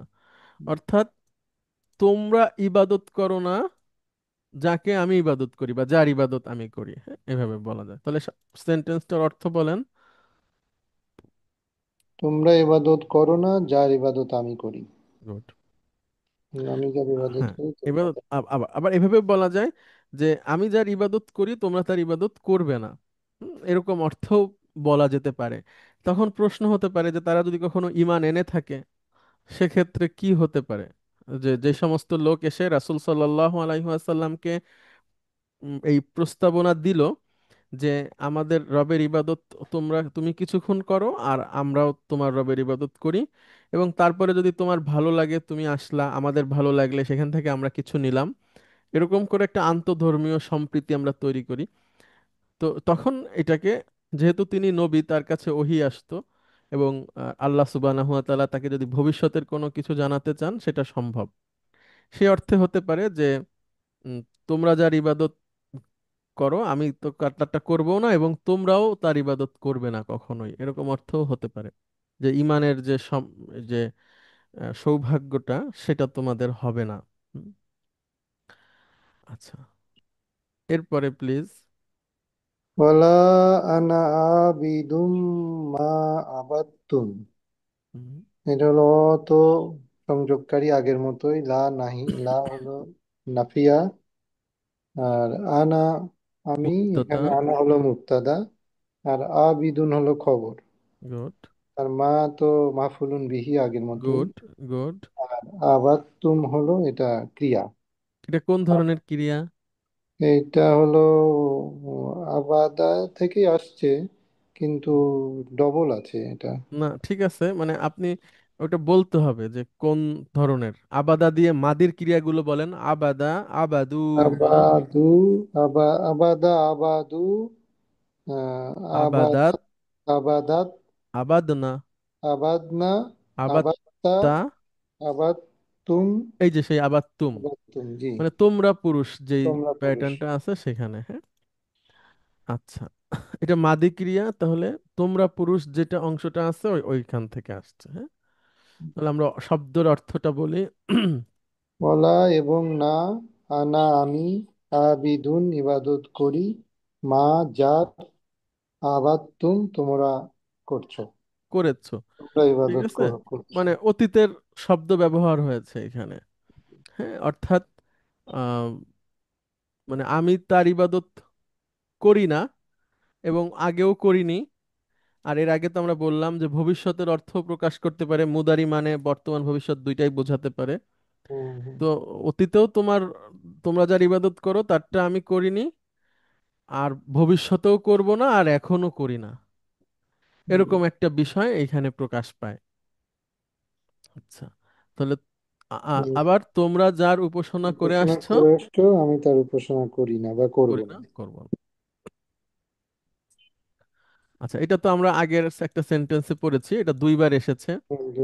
তো যখন কোনো একটা সূরার মধ্যে একই কথা দুইবার আসে, বা বিশেষ করে পাশাপাশি, সেই ক্ষেত্রে মুফাসসিররা বলেছে যে এটা খুবই আল্লাহ সুবহানাহু ওয়া তাআলার একটা গুরুত্বপূর্ণ মেসেজ। সাধারণত আমরা আমাদের বাস্তবতায় যদি দেখি যে যেই কথাটা খুব গুরুত্বপূর্ণ সেই কথাটা আমরা বারবার বলি, একই সাথে বারবার বলি। উম, তো এবং সেটা দিয়ে মানুষকে আমার কথাটা বোঝাতে চাই যে আমি কোন কথাটাকে গুরুত্ব দিতে চাচ্ছি। একইভাবে আল্লাহ সুবহানাহু ওয়া তাআলাও একই সূরার মধ্যে বা পাশাপাশি যখন একই কথাটা বারবার নিয়ে আসেন, বা কুরআনুল কারীমের মধ্যেও যদি একই কথা আল্লাহ সুবহানাহু ওয়া তাআলা বারবার বলে থাকেন, তো সেটা হচ্ছে খুবই গুরুত্বপূর্ণ, এবং সেই দিকে আল্লাহ সুবহানাহু ওয়া তাআলা মানুষের দৃষ্টি আকর্ষণ করতে চাচ্ছেন অতিরিক্ত। তো সেক্ষেত্রে মানে বা করেছেন আর কি। তো সেক্ষেত্রে এটাও একই রকম, যে অর্থটা হলো যে তোমরা এবং আমি যার ইবাদত করি তোমরা তোমরা তার তার ইবাদত ইবাদত করো না করবে না, বা করবে না। করো না বা করবে না, মানে এখনো করছো না, সামনেও তোমরা করবে না, বা সাধারণত তোমরা করো না। দুইটাই হতে পারে, সবগুলোই অর্থ হতে পারে। আচ্ছা, তারপরে বলেন। লাকুম দিনুকুম ওয়ালিয়া দিন। হ্যাঁ, লাকুম। লাকুম হলো, এটা তো জার মাজরুর। গুড। এবং হ্যাঁ, শিবহু জুমলা আমরা শিবু- যেটাকে বলি, জি জি, যার মুক্তাদার মাজরুর মিলে, আগেই খবরটা চলে আসছে। হ্যাঁ, মুক্তার আগেই খবর চলে আসছে। গুড। আর তারপরে, তারপরে দিনুকুম, এটা তো খবর। না, মুক্তাদা। সরি, মুক্তাদা, এটা মুক্তাদা, সরি। দিন হচ্ছে আর মুক্তাদা, আর দিন হুকুম আর হলো একসাথে কি বলবো? মুদাফ ইলাইহি। এক্সিলেন্ট। ওকে, আবার ওয়াও হচ্ছে তো ওয়াও এবং অর্থে এখন, আতফ। আর আর লিয়াটা কি? লিয়া হলো, এটা লিয়া হলো জার মাজরুর, এটা ওই এটাও শিব জুমলা। গুড। যে খবরের হ্যাঁ, আগে মুক্তাদার আগে চলে আসছে, আর খবর। তারপরে। তারপরে দিন হলো খবর। গুড। আচ্ছা, এইখানে একটা একটা একটা কায়দা আছে বা নিয়ম আছে, যেটা দিয়ে আপনি একটা মাদ্রাসার প্রিন্সিপাল নিয়োগ দিতে পারবেন জি জিজ্ঞাসা জি। করে। হ্যাঁ, সেটা আমি একটু বলি, যদি এই সাবজেক্টের হয়। সেটা হচ্ছে যে দেখেন, লাকুম দিন হুকুম অলিয়া দিনি। এখানে এখানে একটা ইয়া ছিল, মানে আমার দিন। আমার দিনের আরবি তো দিনি। তাহলে জি জি। সেই ইয়াটা কই গেল? হ্যাঁ, এরকম একটা প্রশ্ন হতে পারে। তো অনেক এবং এখানে আরো একটা প্রশ্ন হতে পারে, ডাক্তার সাহেব আপনাকেই করি, এটা কি মারফু মানসুব নাকি মাজরুর? লাকুম দিন হুকুম অলিয়া দিন। উম, মুহাম্মদ মুস্তফা আপনি বলতে পারেন, বা যে কেউ এটা বলতে আছে পারেন। দিন, এর দুইটা শব্দ আছে, একটা হলো দিনুন, তো ধর্ম, এবং ইয়া আমার, আমারটা হলো গিয়া মাজরুর, হুম। মুদাফ মুদাফিলা হিসেবে এসছে। হুম। আর দিনটা হলো মুদাফ, হুম। আমার দিন। তো আমার দিন এলা হলো দিনুন প্লাস ইয়া। তো গুড। উচ্চারণের সুবিধার জন্য ইয়াটা উঠে গিয়ে ওর জেডটাকে নুনের সাথে দিয়ে দিয়েছে, অর্থাৎ দি নুন যেটা, ওটার সাথে ওই নুনের পেস্টটা উঠে গিয়ে জেডটা বসে গেছে। আপনি ব্যাখ্যা দিচ্ছেন, কিন্তু আমার এক কথার উত্তরটা দেন, যে দিনু শব্দটা কি, দিন যে শব্দটা, এটা কি মারফু মানসুব নাকি মাজরুর? শুধু দিনুন না কিনা পুরোটা? শুধু দিনুন। ওটা মারফু। গুড। এটার একটা পরের প্রশ্ন কেন? কারণ সে মুবতাদা। আচ্ছা, ঠিক এটা আছে। বলতে পারছেন আপনি। গুড, মারফু। কিন্তু তার এখানে একটা জেড দেখা যাচ্ছে, তাহলে জেডটা কিভাবে আসলো? ওই ইয়া থেকে এসছে, ইয়াটা উঠে গিয়ে ওর যে আপনার ওই যে ই যেটা আছে আমার, হুম। ওই হুম। ইটা জেডটা নুনে চলে এসছে, ওর পেস্টটা নুনের পেস্ট চলে গেল, সাথে ইয়াটাও চলে যাবে। Very good. Very good. এবং এটা সহজীকরণ আর কি, সহজীকরণ। উচ্চারণের সহজটা যেন হয়, মূলত ছিল অলিয়া দি নু ই। অলিয়া দি নু ই, তো অলিয়া দিনু। দি নু ই বলা কঠিন। তো সেখান থেকে দি নি, এভাবেও এটাও সেটা থেকে আরেকটু সংক্ষিপ্ত করে শেষে যে ইয়াটা ছিল দি নি, এটার ইয়াটাটা মানে বিলুপ্ত করা হয় এবং সহজে উচ্চারণ করা যেন যায়। যদি সম্ভবত আমি এই যে এইটাও কিন্তু আমি এই যে চ্যাট জিপিটি থেকে শিখেছি আজকে, যে দিনের এই এই কিন্তু আমরা তো এটাতে লিখে দিছি নোটে। ও তাহলে তাহলে ওখান থেকে শিখেছি, যদি আমি আজকে এটা শিখেছি, তো কোত্থেকে আমি আমি হয়তো একজাক্টলি মানে সঠিকভাবে বলতে পারিনি। আচ্ছা। আচ্ছা, আমি একটা জিনিস দেখাই, যেহেতু সময় আছে। আপনার এই সূত্রটা ধরেই, হ্যাঁ, কালকে এটা আমি সুযোগটা পাইছিলাম বলার আর কি। এই কথাটা পুরনো একটা পড়ায় চলে যাচ্ছি, 2 মিনিট লাগবে, জাস্ট আমি একটা উদাহরণ দিয়ে নিয়ে আসি। আমরা অতীতে পড়েছি না, হলো মানকুস নাউন শেষে ইয়া সাকিন থাকে, কাদি, কদি, তারপরে হচ্ছে মুহামি, মাদি, এগুলা রিডার 6-এ আছে, লক্ষ্য করেন। এটা দেখেন, এটা কোনো আমাদের পড়ার অংশ না, আমি জাস্ট নিয়ে আসতেছি। মূলত শব্দটা ছিল কদিয়ুন। এটাকে আমরা সংক্ষিপ্তভাবে দিন বলি সহজার্থে। মুহামিয়ুন, এটাকে আমরা বলি মুহামিন। জানিয়ুন, এটাকে বলি আমরা জানিন। মাদিয়ুন, সেটাকে আমরা বলি মাদিন। তো এটা পড়াতে পড়াতে একজন স্টুডেন্ট, সে আমাকে একটা প্রশ্ন করলো, যে এই এই স্লাইডে থাকতে, যে ওই মানকুস নাউন যেটা, হ্যাঁ হ্যাঁ, মানকুস নাউনে যদি মানসুব হয় তাহলে সে তার মেইন সাইন নিয়ে আসে, কিন্তু যদি সে মারফু অথবা মাজরুর হয় তাহলে তার শেষে ইয়া সাকিন থাকে, দেখা যায় না তার চিহ্নটা। তো সে পরেই এইখানে থাকতেই প্রশ্ন করলো, যে যদি আলিফ লাম না থাকে তাহলে কি হবে? তো পরের স্লাইডেই সেই উত্তরটা আছে, এই যে এইভাবে। তো সাথে সাথেই আসছে। তো তখন আমি তাকে আর কি একটা ইয়ে বলছি, যে আজকে আপনি যে প্রশ্নটা করলেন, সেই প্রশ্নটার উত্তরটা কবে লেখা হয়েছে তার একটা তারিখ আছে, আমি একটু দেখাই, এখানে আসলে আসা যায়। গতকালকে ছিল 2025 সালের নভেম্বরের 11 তারিখ।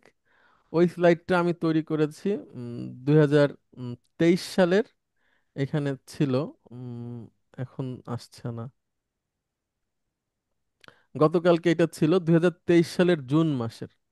তো আমি তাকে দেখাইছি যে ওই সময় এই প্রশ্নের উত্তরটা রেডি করা হয়েছে। তো ওরকম আপনি যে চ্যাট জিপিটির কাছে জিজ্ঞেস করছেন, তার আগে তো আমরা আপনাকে লিখে টিখে দিছি সুন্দর না না, করে। আমি তো আপনাকে বাইপাস করতেছি না।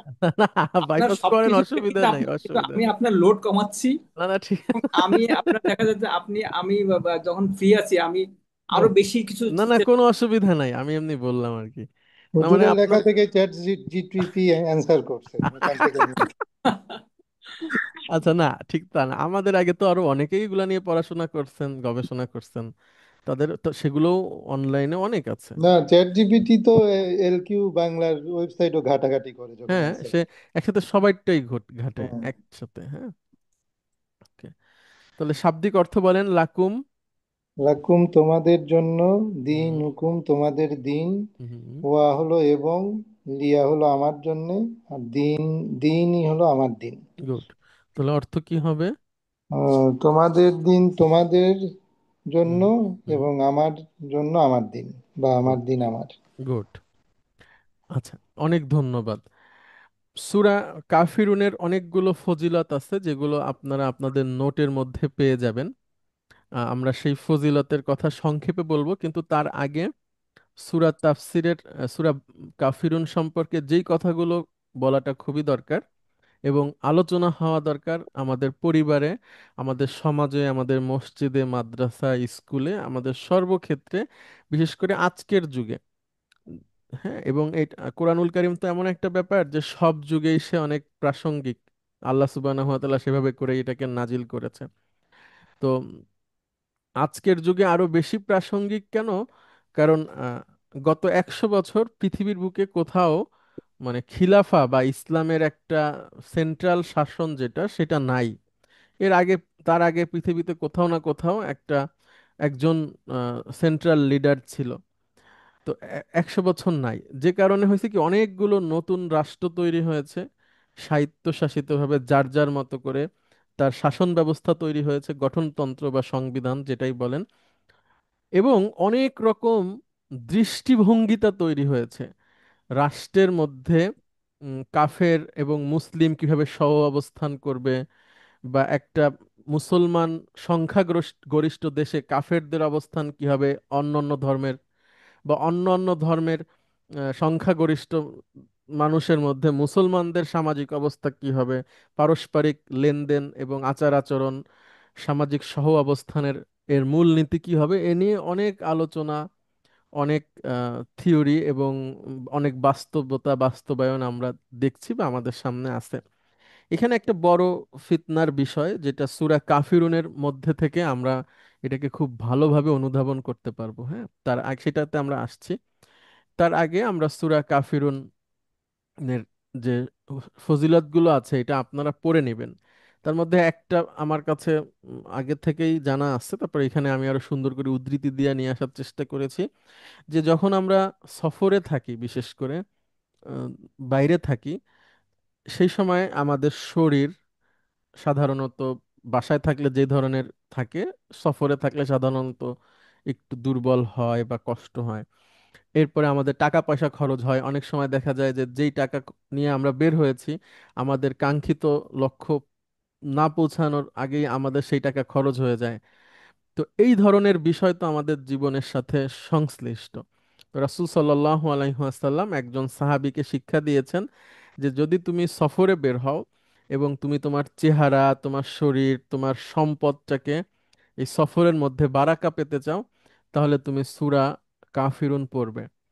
এবং এটার পড়ার একটা পদ্ধতি আছে, সেটা হচ্ছে যে সূরা কাফিরুনের সাথে অন্য যে কুল দিয়ে শুরু হওয়া সূরাগুলো আছে, সেই সূরা নাসর সহ, হ্যাঁ, সূরা নাসর এবং সাথে 4 কুলের যে সূরাটা আছে এগুলো আপনি পড়বেন, এবং প্রতি সূরা পড়ার আগে বিসমিল্লাহির রহমানির রহিম বলবেন। তো একজন সাহাবী উনি বলছেন যে আমি টাকা পয়সার দিক থেকে দরিদ্র ছিলাম, কিন্তু যখন রাসূল সাল্লাল্লাহু আলাইহি সাল্লাম আমাকে এটা শিখাই দিলেন যে তুমি এইভাবে এইভাবে করে এটা পড়বা সফরে থাকতে, আমি এটা পড়ার পরে তিনি বললেন যে আমি সবচেয়ে এলোমেলো এবং কম রিজিক প্রাপ্ত হতাম সফরের মধ্যে। আমার চেহারা উস্কো খুস্কো হয়ে যেত এবং টাকা পয়সার ব্যাপার বা সব জায়গাতে আমি পিছায় ছিলাম। কিন্তু যখন আমি এগুলো পাঠ করেছি, তখন আমি সেই ভ্রমণ থেকে ফিরে আসার আগ পর্যন্ত আমার চেহারা সবচেয়ে ভালো এবং সবচেয়ে বেশি আমি রিজিক প্রাপ্ত হয়েছে এই টাইমটার মধ্যে। তো এইটা আপনারা আমল করার চেষ্টা করবেন, আল্লাহ আমাদেরকে মনে রাখার তৌফিক দিক যখন এরকম পরিস্থিতি আমাদের জীবনে আসবে। আচ্ছা, এরপরে সূরা কাফিরুনটা হচ্ছে রাসূল সাল্লাল্লাহু আলাইহি সাল্লামের জীবনের দৈনন্দিন পাঠের একটা সূরা ছিল। উনি বিভিন্ন নফল নামাজ, আমরা যেটাকে সুন্নাত নামাজ বলি, রাসূল সাল্লাল্লাহু আলাইহি সাল্লামের কাছে এটা হলো নফল, অতিরিক্ত। তো উনি এটা ফজরের সুন্নাত, নফল এবং মাগরিবের নফল, এগুলোর মধ্যে উনি পাঠ করতেন। এবং সাহাবীরা তাকে যারা খুব কাছ থেকে ফলো করতেন, আয়েশা রাদিয়াল্লাহু আনহা সহ অন্যান্য পুরুষেরা, তারা বলছেন যে আমি রাসূল সাল্লাল্লাহু আলাইহি ওয়াসাল্লামকে একজন বলছেন 1 মাস খেয়াল করেছে তিনি এই কাজটা নিয়মিত করতেন। এরপরে যখন আমরা কাবা ঘর তাওয়াফ করব, কাবা ঘর জি তাওয়াফ করে, স্যার, এটা বলতে চাচ্ছিলাম আমি। জি জি প্লিজ যে বলেন। ওই যে স্যার কাবা ঘরের তাওয়াফ শেষে যে জমজম খাওয়ার পরে যে নামাজটা পড়া হয় মাকাম ইব্রাহিমে, জি ওখানে সূরা কাফিরুন আর সূরা ইখলাস পড়া সুন্নাত, জি। এটা তো আমরা এগুলো হচ্ছে এখনো। সুন্নাত, অন্য সূরা পড়লে যে হবে না এরকম না। তবে এইটা রাসূল সাল্লাল্লাহু আলাইহি সাল্লাম থেকে প্রমাণিত, কেউ পড়লে সে বেশি সওয়াব পাবে এবং এটার যে একটা গুরুত্ব আছে সেটা বোঝা যায় এখান থেকে। ওকে। আরেকটা হলো যে সূরা কাফিরুন পড়ার সাথে সাথে একজন মানুষ নিজেকে, সে যদি বুঝে পড়ে, আমাদের সমাজের অধিকাংশ মানুষ তো বোঝে না, মানে তারা পড়ে ঠিকই কিন্তু এটা মন্ত্রের মতো পড়ে, মোস্ট অফ দ্য পিপল। তো এটা তো মন্ত্র না, এটার মধ্যে এমন এক ধরনের বিষয় আছে যেটা থেকে সমাজ পার্থক্য হয়, মানে ইসলাম অন ইসলাম বা কুফুর এবং শিরকের মধ্যে একটা পার্থক্য সৃষ্টি হয়। এটা একটা দৃষ্টিভঙ্গি বা একটা আইডিওলজি, হ্যাঁ, এটা মন্ত্র না যে পরে ফু দিলাম আগুন পানি হয়ে গেল বা পানি আগুন হয়ে গেল, এরকম না। বা আগে আমরা ছোটকালে আলিফ লাইলা দেখতাম যে এরকম ফু দিয়ে কিছু একটা হয়ে মাদুর এসে গেছে, সেখানে বসে উড়ে গেছে আকাশে, এরকম কিছু না। এটা পৃথিবীর বাস্তবতার একটা আইডিওলজি যে আমি যে আল্লাহর প্রতি ঈমান এনেছি সেখানে অন্য কোনো ভাবে, কোনো অবস্থাতেই সেটার সাথে কম্প্রোমাইজ করা যায় না।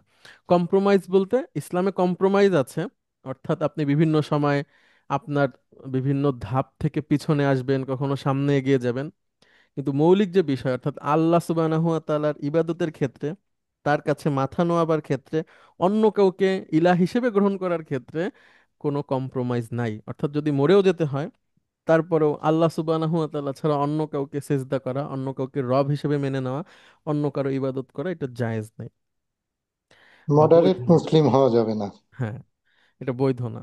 আচ্ছা, তারপরে রাসূল সাল্লাল্লাহু আলাইহি সাল্লাম সূরা কাফিরুনকে 4 ভাগের 1 ভাগ বলেছেন। অর্থাৎ এটা কেমন, সেটা ওই আগের সূরা ইখলাসের মতো আমরা বলতে পারি যে পুরো কোরআনুল কারীমের কনসেপ্টকে যদি আমরা 4 ভাগে ভাগ করি, তো তার মধ্যে একটা হচ্ছে আল্লাহ সুবহানাহু ওয়া তাআলার একত্ববাদ, তাওহীদ এবং শিরক কুফরকে অস্বীকার করা, সেইটার মানে এরকম যদি 4টা অংশে ভাগ করি তো একটা অংশ হচ্ছে সূরা কাফিরুন কভার করে, অর্থাৎ পুরো কনসেপ্টটাকে সে এই সারাংশ হিসেবে প্রকাশ করে।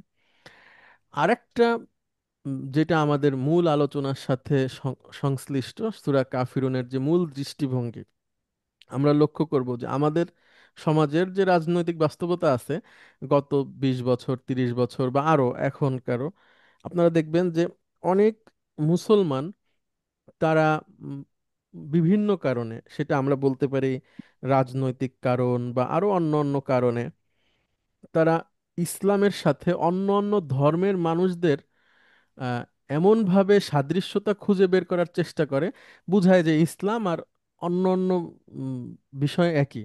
হ্যাঁ, মনে করেন কেউ বলল যে আল্লাহ সুবহানাহু ওয়া তাআলার ইবাদত আমরা করছি আর তোমরা তো অমুকের ইবাদত করছো, তাহলে এটা একই, যিনি আল্লাহ তিনি সেই, এরকম রোজা, না, হুজুর, এরকম রোজা বোঝায়। আর পূজা একই, একই মুদ্রার রেপিট উপিট। হ্যাঁ হ্যাঁ, এরকম একটু আমি ওইটা বলতে চাচ্ছিলাম না।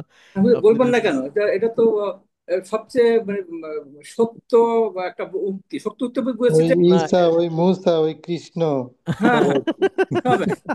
মানে এটা এটা একজন নাউজুবিল্লাহ, ধর্মীয় এটা বলাও ঠিক হুম, না আসলে। জি জি। নাউজুবিল্লাহর উপরে যদি আরেকজন থাকে সেখানে না বলা উচিত। এখন এখানে আরো আছে, মনে করেন কি এটা তো অনেক, আমরা তো অনেক পার্টিশনে আছি, তো এই জন্য হয় কি মনে করেন আরো আছে। একজন বলতেছে যে দেবী দুর্গার কাছে আমাদের আহ্বান থাকবে, তিনি হুম। যেন আমাদের এই সমাজকে সুন্দর সুষ্ঠু করে দেন। হুম। তো হুম হুম। এটা তো আরো ভয়াবহ। না, সেখান থেকে সব হুজুর তাদের কি ইমান থাকে? না না, কখনোই না। ইমান কি করে? থাকবে না, এটাই তো কিভাবে আমরা ইমান সূরা থাকবে? কাফিরুনের কথা বলছি। হ্যাঁ। হ্যাঁ মানে আল্লাহ এখন আল্লাহ আল্লাহ হেদায়েত কিন্তু করবে। কিন্তু তার কাছে যুক্তি আছে, সে বলতেছে না আমি তো আর ইবাদত করছি না, আমি আমি একটা সেতু বন্ধন তৈরি করার চেষ্টা করছি অন্য ধর্মের সাথে। তো এটাই আমি বলতে চাচ্ছি, বা আমাদের এটা আলোচনা, আমি ঠিক না, সূরা কাফিরুনের মূল সূরা দৃষ্টি।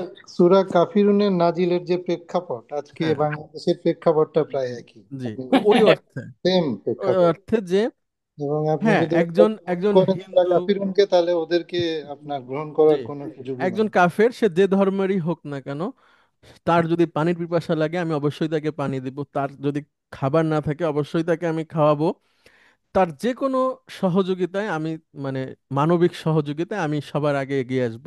এটাতে ইসলাম কখনো বাধা দেয় না। কিন্তু কোনোভাবেই তার ইবাদতের সাথে সংশ্লিষ্ট কোনো বিষয়ে আমি যুক্ত হব না। হ্যাঁ, যদি এমন হয় যে আমার কাছে রাষ্ট্রীয় ক্ষমতা আছে, তাহলে তার ইবাদত করার জন্য পর্যাপ্ত নিরাপত্তা বা পরিবেশ সৃষ্টি করে দেয়া রাষ্ট্রের দায়িত্ব, সেটা রাষ্ট্র করবে।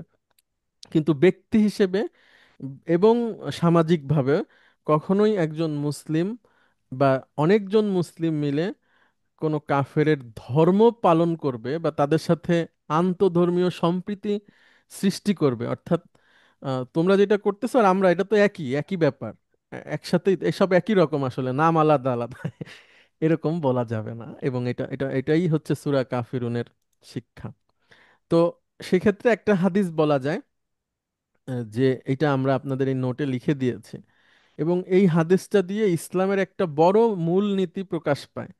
যে আবু হুরায়রা থেকে বর্ণিত, রাসূল সাল্লাল্লাহু আলাইহি সাল্লাম বলেছেন, আস-সুলহু জাইজুন বাইনাল মুসলিমিন, মুসলমানদের মধ্যে পারস্পরিক যে সন্ধি, এটা এটা হচ্ছে জায়েজ, এবং অমুসলিমদের সাথেও সন্ধি, এটাও বৈধ।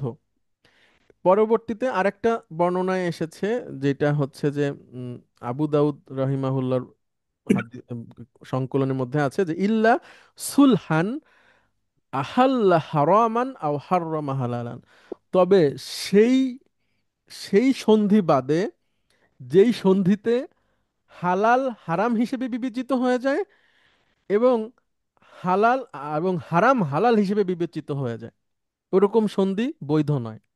অর্থাৎ আমরা এমন একটা সন্ধি করলাম যেখানে একটা একটা হারাম জিনিস সেটা বৈধ হয়ে যাবে, যে ঠিক আছে এটা করা যাবে, অথবা একটা হালাল জিনিস অবৈধ হয়ে যাবে, এইটা বাদে অন্যভাবে সন্ধি করা যায়।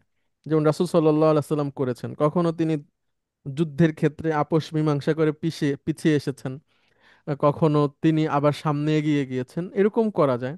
বা আমরা এই সীমানার মধ্যে আসবো না, তোমরা এই সীমানার মধ্যে আসবে না, এরকম করা যেতে পারে। কিন্তু আমরা কিছুদিন তোমাদের র- ধর্ম পালন করে দেখবো, এটার মধ্যে ভালো কিছু থাকলে সেটা নিলাম, তোমরা আবার এটা দেখো, এটার কোনো সুযোগ নাই, যেটাকে আজকের আধুনিক ভাষায় ইন্টারফেইথ বলে। আপনারা যদি ইন্টারফেইথ লিখে সার্চ দেন, তো আপনারা অনেক কিছু পাবেন। তো এটার সুযোগ নাই ইসলামে, এটা কখনোই এটাকে অ্যাকসেপ্টেবল না। সূরা কাফিরুন অনেক শক্তিশালী মর্মবাণী, আল্লাহ সুবহানাহু ওয়া তাআলার প্রতি যুগেই এটা প্রাসঙ্গিক, আজকের সময়ে আরো অনেক বেশি প্রাসঙ্গিক। ঈমান এবং কুফুর, ইসলাম এবং অন ইসলামের মধ্যে আহ, মানে এটা পার্থক্য করে, এবং যে এই সূরা কাফিরুন বুঝে শুনে পাঠ করবে, সে নিজেকে শিরক মুক্ত হিসেবে ঘোষণা করবে। এবং রাতের বেলায় ঘুমানোর সময় আহ, এই সূরা কাফিরুন আমরা পাঠ করার চেষ্টা করব। আচ্ছা, অনেক ধন্যবাদ। আমরা আজকে শেষ করি, আপনাদের কারো কোনো কথা বা প্রশ্ন স্যার, থাকলে করবেন। স্যার, জি জি, প্লিজ। স্যার, ওই 4 নম্বর আয়াতটা একটু খুলুন, আমি বলছি। শিওর। এটা, এই যে 4 নম্বর যেটা, জি জি। হলে আনা, হ্যাঁ স্যার, এই আবিদুনটা ঠিক বুঝতে পারিনি কি করে আবিদুনটা গঠন হলো। আচ্ছা, আবাদা ইয়া আবুদু, আমরা তো এটা তো সেই ছোটকাল থেকে বলে আসছি, দেখেন, নাসারা ইয়ান শুরু। ইয়ানসুরু। আর যিনি এই কাজটা করেন তিনি কে?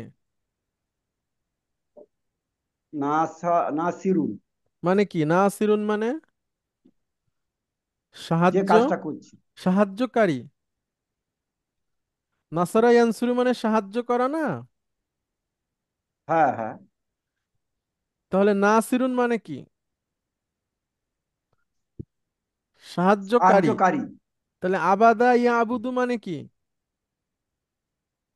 এবাদত করা। তাহলে সেখান থেকে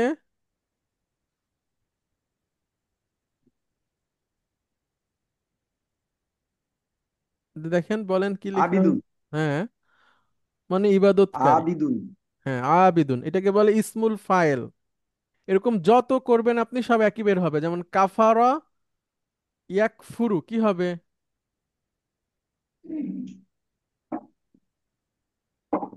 বলেন। কাফারা ইয়াকফুরু, ফুরু, বলেন। কাফিরুন। গুড। নাসিরুন, আবিদুন, কাফিরুন এটাকে বলে ইসমুল ফাইল, কর্তা। হুম? ইসমুল ফাইল মানে যে কাজ করে তাকে বুঝাই তো। জি জি জি, ড্রাইভ থেকে ড্রাইভার, টিচ থেকে টিচার, ওরকম। না সেটা ঠিক নাসারা আছে স্যার, ইয়ানসুরু কিন্তু থেকে আমি বলতে নাসিরুন। চাইছি, হ্যাঁ ঠিক আছে স্যার, এর আগে আনাটা দেওয়া আছে তাহলে কিসের ও জন্য? আচ্ছা, আনা মানে আমি, সাবজেক্ট। তাই একই লক্ষ্যে তো বুঝাচ্ছে। না না না, যেই ন- না না, কেন? দেখেন, আনা মুদার রিসুন এটার মানে কি? আমি একজন শিক্ষক। হ্যাঁ, তো শুধু মুদাররিস মানে কি আমি শিক্ষক? ওইটা হচ্ছে ভার্বের না, মধ্যে এই আবুদু, আবুদু, আবুদুর মধ্যে একটা আনা আছে, বুঝছেন? সেক্ষেত্রে সামনে যদি আবার আনা বসা যায়, বসায়, সেক্ষেত্রে ওইটা আপনি বলতে পারেন আনা। আনা আবুদু ওইভাবে তো লেখা হয়নি, লেখা হয়েছে আনা আবিদুন। আমি কি বুঝাতে পেরেছি? আমার স্যার ক্লিয়ার হয়নি এখনো। আচ্ছা ঠিক আছে, পরে প্রশ্ন আপনি করবো। আপনি আমাকে প্রশ্ন করেন, অসুবিধা নাই, লিখে আমি বুঝাই দিব। হ্যাঁ, আনা মুদাররিসুন এটা মুবতাদা খবর বা সাবজেক্ট প্রেডিকেট বলে। আচ্ছা আচ্ছা। ঠিক আছে, অনেক ধন্যবাদ, আমরা শেষ করছি, দেখা হবে আগামী ক্লাসে হুজুর, ইনশাল্লাহ। আমাকে ছোট্ট একটা প্রশ্ন, একদম একদম হ্যাঁ মানে প্লিজ, বাচ্চা বেলার প্রশ্ন, আমি কিন্তু প্লিজ, একটু কনফিউশন আছে এটা নিয়ে। প্লিজ। সেটা হচ্ছে যে ইসমুল ফাইল হুম, আর ফাইল শুধু, হুম। এই দুইটার মধ্যে কি সব অর্থ মানে উচ্চারণগত কোনো পার্থক্য আছে? না, ইসমুল ফাইল অফিসিয়াল নেম, ফাইল হচ্ছে সংক্ষিপ্ত রূপ, আর কিছু না। তাহলে বুঝতে পারছেন? ক্রিয়াকে কি বলে আরবিতে, ফাইল না ফাইল? ফেল, ফেলুন, ফেল, ফেলুন। ফেলুন। হ্যাঁ, এই দেখেন, ফেল, ফেল, আচ্ছা আচ্ছা, উচ্চারণটা ফেলুন, করেন, ফেলুন। আর ফেলুন। কর্তাকে বলে ফাইলুন, ফাতে আচ্ছা টান হবে। আচ্ছা আচ্ছা, এখানে আমার কনফিউশনটা এখন ক্লিয়ার হলো। ফেলুন ক্রিয়া, ফেলুন, ফাইলুন হলো নাউন। নাউন। ঠিক আছে। হ্যাঁ, মানে স্কুল ফাইল যেটা, জি হ্যাঁ জি জি ফাইল জি ফাইলুন, হ্যাঁ ফেলুন থেকে স্কুল ফাইল ফাইলুন, জি গঠন তো না চিরুনের মতো হয়ে জি গেল। জি জি। এখন এটা পরিষ্কার হয়ে গেল, আমি এটা নিয়ে বড় দ্বন্দ্বের মধ্যে ছিলাম, কোথা থেকে কিভাবে কি এলো, চ্যাট জিপিটি কে জিজ্ঞেস করতে করা হবে। হয়ে ওঠে নাই।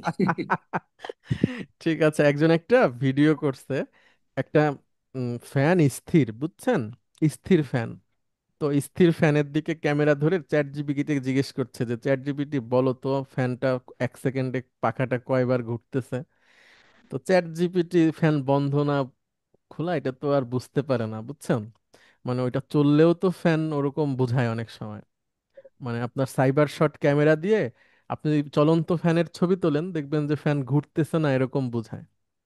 তো এখনকার সব ফোনই মোটামুটি সাইবার শট। হ্যাঁ, তো ওই চ্যাট জিপিটি বলছে যে এতবার ঘুরতেছে। তা আসলে ফ্যান তো বন্ধ। বুঝছেন? ওই ভিডিওটাকে আপনি দেখছেন? না দেখেন। আচ্ছা, যদি আমি পাই আমি আপনাকে আবার পাঠাবো। তো ওই চ্যাট জিপিটির দুর্বলতা দেখাচ্ছে আর কি একজন, যে দেখো বন্ধ ফ্যান, সেটাকে সে বলতেছে সে নাকি ঘুরতেছে। না, এখন দুর্বলতা সব সিস্টেমই কিছু কিছু থাকবে। হ্যাঁ, তবে অবশ্যই অবশ্যই। আমাদের দেখতে হবে যে আমরা এর থেকে কার্যকারিতা কত পার্সেন্ট হ্যাঁ, পাচ্ছি। অবশ্যই অবশ্যই if চ্যাট it is জিপি। more than 50%, 60%, আর ChatGPT তো আমরা বলতে পারি যে more than 90% is giving the correct and হ্যাঁ হ্যাঁ হ্যাঁ, more অবশ্যই। resourceful না, answers. এবং আমি এক জায়গায় একটা লেখা দেখেছি, আপনার ওই যে ঢাকা সেনানিবাসের একটা অফিসার্স মেস আছে, এটার নাম হচ্ছে রংধনু অফিসার্স মেস, একদম ওই সেনা প্রধানের অফিসের সামনে। তো ওইখানে আপনার 2 তলা বা 3 তলাতে লেখা আছে একটা ছোট মেসেজ, যে গুগল হচ্ছে খুব ভালো একটা সার্ভেন্ট কিন্তু খুব খারাপ টিচার। বুঝছেন? মানে মানে গুগল থেকে তুমি যদি শিখতে চাও তাহলে তুমি ভুল করবা, কিন্তু তাকে যদি তুমি কাজে খাটাও তাহলে খুব ভালো। তো চ্যাট জিপিটির জন্য একই নিয়ম। সে হুম। আমাদের খুব ভালো সার্ভেন্ট, কিন্তু সে ভালো টিচার না। টিচার না, রাইট। ভালো টিচার জহির আমিন। বুঝলেন, exactly. না হুজুর, আমি আপনাকে একটা ChatGPT একটা রং মেসেজ আপনাকে আমি ফরওয়ার্ড জি করছিলাম জি না? জি জি জি জি জি। হ্যাঁ। ঠিক আছে, থ্যাংক ইউ। হুজুর, আমি একটা জিনিস খেয়াল কিন্তু করেছি, জি। ChatGPT কিন্তু জহির খুব ভাই, অ্যাপ্রিসিয়েটিং অ্যাটিটিউড নিয়ে কথা বলে। হ্যাঁ, অনেক সুন্দর, অনেক অনেক সুন্দর। সুন্দর, মানে হ্যাঁ তোমাকে অনেক ধন্যবাদ, তুমি খুব তীক্ষ্ণ দৃষ্টি জি দিয়ে জি। পুরো বুঝার চেষ্টা করতেছো। তোমার হ্যাঁ এইটা আল্লাহ তোমাকে বারাকা দিক। মানে আমি ওইগুলো দেখে দেখে যে আরো বেশি আপ্লুত হয়ে যাই যে হ্যাঁ। ও আমাকে খুব নোটিশ করতেছে যে আমি কিভাবে কি কি শিখি। এবং আমি একটা জিনিস খেয়াল করেছি, আমি বিগত বেশ কিছুদিন যাবত যা যা প্রশ্ন করতেছি ওর কথাগুলোর মধ্যে ওগুলোর একটা ভাব থাকে যে তুমি তো অনেক হুম। চেষ্টা করতেছো, সে অনেক আপনাকে রিড করে ফেলছে যে আপনি কি ধরনের মানুষ। হ্যাঁ মোটামুটি জাস্ট আমি বুঝতে পারি যে ও আমাকে ঠিক উপস্থিত উত্তরটা দিচ্ছে না, পেছন থেকেও সে একটা হিস্ট্রি নিয়ে আমাকে উত্তর দিচ্ছে জি যে আমি জি কি জানতে চাচ্ছি, আমি কি কি প্রশ্ন গত বিগত দিনে এই সম্পর্কে করেছি। এগুলো একটা মানে as if a man is replying. জি জি আরে জি। মোস্তফা, আমরা 33 বছরে তোমাকে যা বুঝতে পারিনি, চ্যাট জিপিটি কয়দিনে তোমাকে বুঝতে ভাই। Thank you. তুমি না, তো ও চ্যাট জিপিটি চেষ্টা করো ওনাকে না। শুধুমাত্র ওনার ওনার করা সার্চের বিষয়ের উপর ওনার ব্যক্তিত্বকে মেপে ফেলেছে। এক্স্যাক্টলি, হ্যাঁ হ্যাঁ। কিন্তু আপনি তো আর জহির শুধু ভাই, ওনার সার্চ জানেন না, আপনি তো ওনার সবকিছু জানেন, তাই তুমি না? তো আমার জি জি, প্লিজ নাজমুল আরিফ খান, প্লিজ। এখন আমাদের যে অবস্থা হয়ে গেছে, এআই এর অবস্থা দিয়ে আমরা মনে হয় যে সামনের ইলেকশনেও এটার বিশাল প্রভাব পড়বে। এক্স্যাক্টলি। তা তো পড়বেই না পড়বেই। এখন, হ্যাঁ, তবে এআই হয়েছে যে আপনার অনেক মানুষের কর্মসংস্থানকে নষ্ট করে দেবে। হুম। না, তবে বাস্তবতা তো হচ্ছে যেটা আমরা ভয় করছি, যে আগামী প্রজন্ম কয়দিন পরে দেখেন যে একদম বোকা হয়ে যাবে। না, তারা বোকা ঠিক না, কিন্তু আপনার তাকে কাজে মানে লাগা, যেমন আপনার আগে অকার্যকর যেটা হয়ে করতে অকার্যকর। একজন মানুষকে অনেক টাকা দিতে হতো, 2 জন 3 জনকে, বিশেষ করে আমি যদি ভিডিও এডিটিং এর কথা বলি, একটা প্রচারণার বড় মাধ্যম তো হচ্ছে বিজ্ঞাপন বা ভিডিও তৈরি। তো সেক্ষেত্রে এখন আর ভিডিও এডিটর লাগছে না, চ্যাট জিপিটি কে লিখে দিলে সে সুন্দর করে ভিডিও তৈরি করে ভয়েস দিয়ে ওইভাবে করে সবকিছু রেডি করে দিচ্ছে রেডিমেড। তো চ্যাট জিপিটির আবার সমস্যা হচ্ছে ওর আঙ্গুল টাঙ্গুল ঠিক থাকে না। বুঝছেন? মানুষের আঙ্গুলে এক হাতে 5 আঙ্গুল, চ্যাট জিপিটি দেখা গেল 6টা আঙ্গুল দিয়ে দিচ্ছে, 3টা আঙ্গুল, এরকম হয়। তো ওগুলো আস্তে আস্তে ঠিক হবে হয়তো। যাক, আল্লাহ আমাদের ওই ফিতনা থেকে বাঁচাক এবং তার যে সুবিধা আছে সেটা গ্রহণ করার সেটা নিয়ে, তৌফিক হ্যাঁ দান সেটা আলহামদুলিল্লাহ। করুন। ঠিক আছে, অনেক ধন্যবাদ, আসসালামু আলাইকুম। তোমার ওয়ালাইকুম আসসালাম।